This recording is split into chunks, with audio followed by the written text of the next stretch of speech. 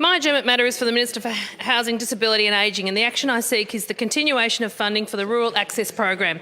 Minister, I've been told that as Victoria transitions to the NDIS, several state-supported services are being wrapped up, and there is a real fear among those who work in the sector that the work done by those services will fall through the gaps. I've been made aware of funding for rural access finishes in June this year, with the federal government picking up the bill until June 2019. Rural access works in partnership with local organisations, businesses and broader community to develop new ways of including people with disability in the life of their communities.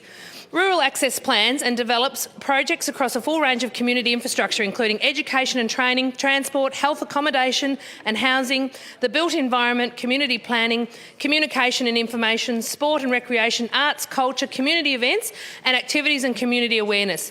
In my electorate, this has resulted in programs like the beach wheelchairs, scooter recharge points and the Welcoming Business program, which easily identifies businesses that are accessible to people with mobility aids.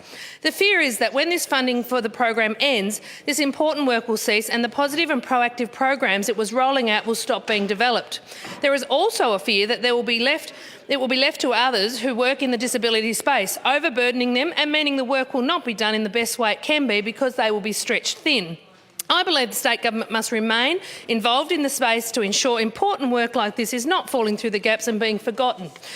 In recent months, I raised a matter in this place regarding disability access to the Warrnambool train line and the issue with accessibility toilets being out of order for successive weeks. This is just one example where people with a disability are disadvantaged when trying to be involved within their communities. I know there are many more challenges people with disabilities face in my own electorate and right across the state, so it seems like a blatant cost-saving measure for this government to cease its responsibility. This is a government that purports to make things fair and puts people first. But I am struggling to see how wrapping up funding for important positions like this is making things fair for putting people first.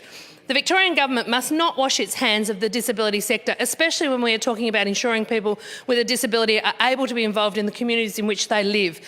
As with the rollout of any major policy, there is bound to be teething problems with the NDIS, and I sincerely hope this is one of those and not a deliberate cost-saving measure. The state government has a responsibility to stay involved in the disability space and should not be rushing to shift their disability services. State governments still have a role to play and that responsibility should not be shirked.